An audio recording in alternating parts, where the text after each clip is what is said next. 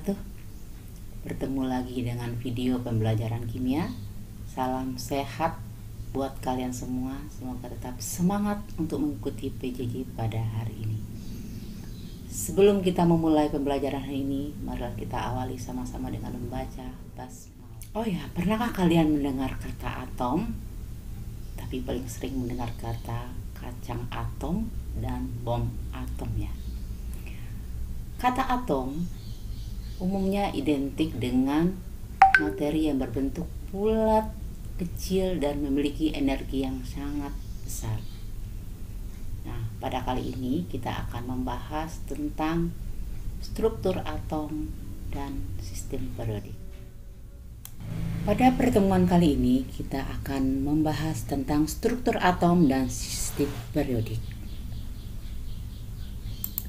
Peta konsep yang akan dibahas yaitu mengenai perkembangan teori atom, partikel penyusun inti atom, komposisi atom dan ion, serta konfigurasi elektron, perkembangan dasar pengelompokan unsur, sistem periodik modern, dan sifat-sifat periodik unsur.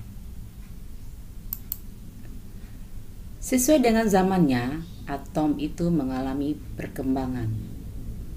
Di sini dikenal dengan perkembangan teori atom. Perkembangan teori atom pertama dikenal dengan teori atom Dalton.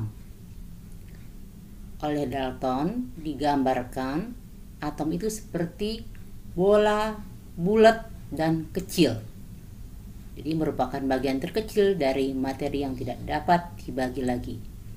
Dan oleh Dalton juga menyatakan bahwa atom itu tidak dapat diciptakan dan tidak dapat dimusnahkan. Teori atom yang kedua adalah teori atom Thomson. Menurut Thomson, bahwa atom mengandung elektron, suatu partikel bermuatan listrik negatif, di mana atom terdiri atas materi bermuatan positif dan elektron-elektron yang tersebar di dalamnya bagaikan kismis dalam roti kismi. Jadi teori atom Thomson ini dikenal dengan teori roti kismis. Yang ketiga adalah teori atom Rutherford. Menurut Rutherford, atom terdiri atas inti yang pejal dan bermuatan positif, dan elektron yang beredar mengintari inti pada jarak yang relatif jauh. Di sini menurut Rutherford sudah memiliki lintasan-lintasan seperti halnya planet. Berikutnya adalah teori atom Neil Bohr. Neil Bohr sudah lebih berkembang, di mana atomnya itu memiliki lintasan-lintasan. Lintasan ini mirip seperti sistem tata surya. Nah, dari lintasan ini akan tergambar adanya kulit-kulit pada atom itu. Ada kulit pertama, kedua, dan ketiga. Kemudian yang ditatakan dengan KLMN dan seterusnya. Berikutnya adalah teori atom modern. Atom modern ini disebut juga dengan teori atom mekanika kuantum. Gerakan elektron tidak berputar pada lintasannya, tetapi seperti gelombang. Posisi elektron tidak dapat ditentukan secara pasti. Satu hal yang dapat ditentukan hanyalah daerah ditemukannya elektron. Daerah tersebut kemudian dikenal sebagai orbital elektron. Pada teori atom modern ini dikenal adanya bilangan-bilangan kuantum. Di antaranya adalah bilangan kuantum utama, yaitu dilambangkan dengan KLMN dan dengan nilai kulit pertama 1, kulit kedua 2, ketiga, dan 4, dan seterusnya. Kemudian bilangan kuantum azimut dilambangkan dengan L, menyatakan subkulit. Kemudian bilangan kuantum magnetik dengan M, terus bilangan kuantum spin dengan S.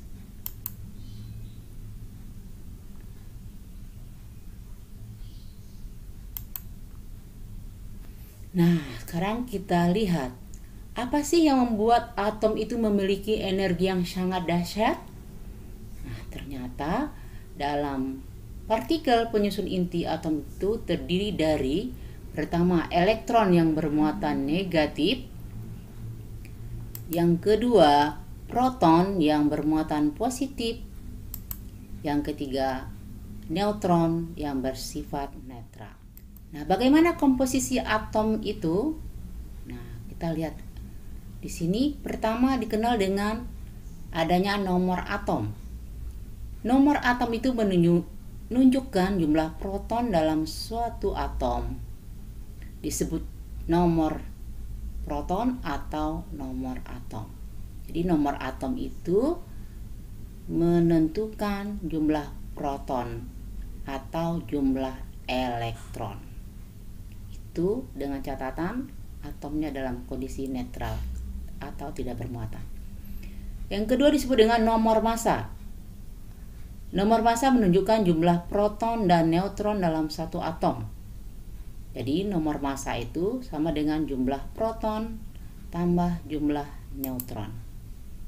Nah, kalau kita lihat di sini notasinya X, A, Z, di mana X itu adalah lambang atom, Z nomor atom, di mana nomor atom itu sama nilainya dengan jumlah proton, sama juga jumlahnya dengan elektron. Sementara A adalah nomor massa, sama dengan jumlah proton tambah jumlah neutron, sama dengan P tambah N. Jadi jumlah neutron sama dengan A dikurang Z, sehingga A sama dengan N ditambah Z. Nah, sekarang kita lihat contoh berikut ini. Kalau suatu lambang unsur Na, di mana itu Na itu artinya adalah lambang unsur natrium, nomor massanya adalah 23, Z-nya 11. Ya, jadi A-nya 23, Z-nya 11. Na menunjukkan lambang unsur natrium, 11 itu berada pada Z, menunjukkan jumlah proton sama dengan jumlah elektron, itu sama-sama 11. Sementara 23 adalah nomor massa, menunjukkan jumlah proton dan neutron. Jadi sekarang dapat disimpulkan protonnya 11, elektronnya 11, neutronnya adalah A kurang Z. 23 kurang 11 sama dengan 12. Jadi kalau N sama dengan A kurang Z, A sama dengan N ditambah Z. Paham ya? Nah, kalau sudah paham, sekarang kita lanjut ke atom yang bermuatan. Bagaimana kalau dia bermuatan? Nah, contohnya Na+, natrium bermuatan positif. Artinya natrium kekurangan 1 elektron, sehingga jumlah elektronnya berkurang 1, dan total jumlah elektronnya menjadi 11 kurang 1 sama dengan 10 elektron.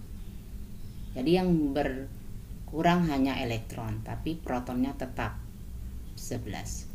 Begitu juga dengan Cl muatan -1 dengan nomor atom 17. Artinya atom Cl kelebihan 1 elektron, sehingga jumlah elektronnya bertambah 1, sehingga total jumlah elektron Cl menjadi 17 tambah 1 sama dengan 18 elektron. Jadi kalau atom yang bermuatan itu, yang berpengaruh di sini adalah elektronnya. Bisa bertambah, bisa berkurang.